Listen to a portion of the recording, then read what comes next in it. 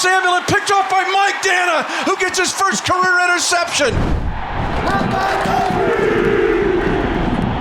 Here we go again. The Kansas City Chiefs and the Buffalo Bills. Matt, this is the 14th time these two teams have played in the Andy Reid era. That's covering 13 years. Yeah, it's crazy. And, we've talked about this all week. Who would have thought back in 2013 that you'd fast forward 10 years and the Chiefs and the Bills would every single year be kind of the new version of the Patriots and the Colts? It's very cool, and it's always a great matchup. Hopefully the Chiefs can win this one because it always comes down to the final play, it seems like. And going into 2025, people talked about Saquon Barkley running the ball. Yeah, right? I mean, look at these runners. James Cook, in many ways, has been right up there. In fact, he leads the league, and the Bills in some categories, but the Bills have run the ball more than any team in the National Football League. This is a team that commands the run and holds on to the ball. Number one in time of possession at 33 minutes and 15 seconds. Yeah, it's one of those things that if you're not watching the Bills every week, you kind of assume, it's Josh Allen, they're throwing the football, they're scoring all these points.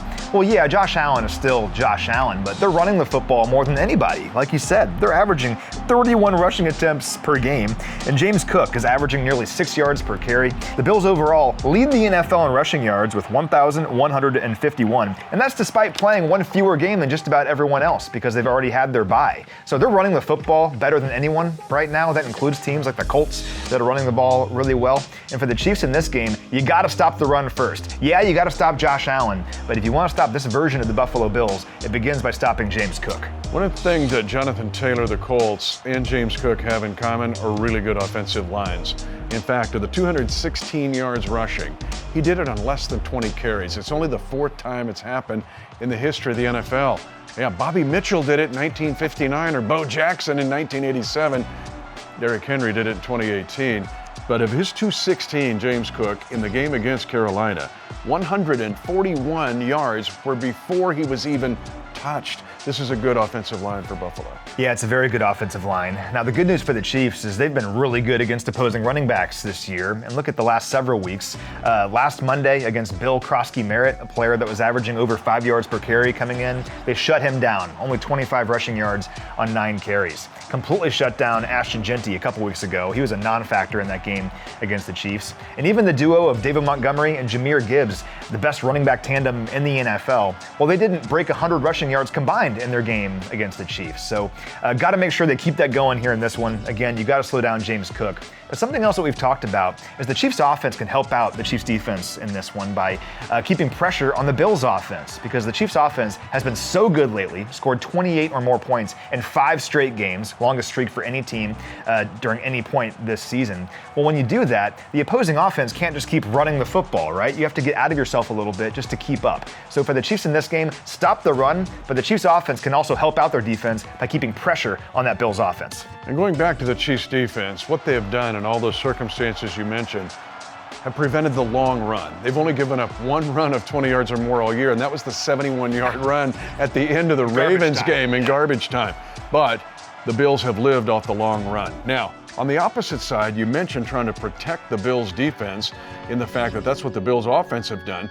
They have given up the Bills defense 8 20-plus yard runs. That's the amount that the Bills have on offense. So if you're looking at a balance sheet or your 10K report, if you're a corporation, it comes out, you've balanced out one side with the other side of the ball. This defense for the Buffalo Bills has been opportunistic, but not like last year, because there was one stat that people didn't quote about the Bills in 24. The Bills were plus 24 in turnover margin last year. Plus 24. Just incredible. We were talking about it all year long and going into the AFC Championship game last year, that something crazy like 40% of the Bills' points last year came following takeaways. Everyone was turning the ball over against them last year. They weren't turning it over themselves. Not quite the case this year. Now, they're not bad in that category. They're +2 in the giveaway takeaway. Still above 0. That's good, but it's not quite what it was last year. That was not sustainable. You couldn't keep doing that. It's kind of random year to year. But the Bills were getting a bunch of takeaways last year. Not so much this season. Let's keep that trend going. Don't turn the ball over against these guys and get that trend going for them again. And then finally, the Chiefs offense, though, has been on fire now for over a month. 28 plus points in 5 consecutive games. That's third in franchise history.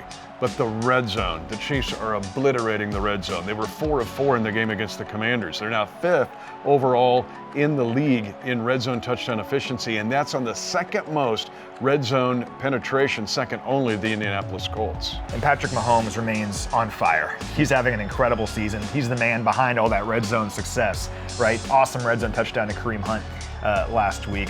Mahomes in the second half of that game against the Commanders, he goes 17 of 19 for 210 yards and 3 touchdowns. He now has 21 offensive touchdowns on the season. That leads all players in the NFL. His 17 passing touchdowns are tied with Matthew Stafford for the most in the NFL, and he has the second most passing yards in the NFL behind only Justin Herbert. He's having just an incredible season, an MVP caliber season. And this offense, we're seeing how good it is when we have all these players at our disposal. Finally, well, Mahomes isn't wasting it. And look what he's doing. He's passing it around. He's like passing out the cards at your family card game during the holidays. And the fact, look how many guys have had touches and touchdowns in the red zone. 3 again in the game against the Commanders, including 2 by Kareem Hunt. Well, and look at this. The Chiefs have 8 players this year who have at least 250 scrimmage yards. That leads the NFL by a wide margin. No other team has more than 6 such players that have at least 250 scrimmage yards this year. The Chiefs are distributing the football all over the place. And this is the offense we talked about like last year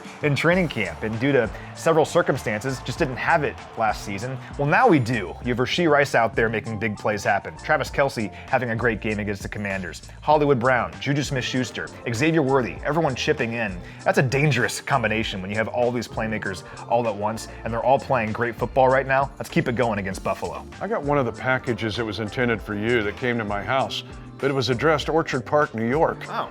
Because you've been there, and so have I, so often.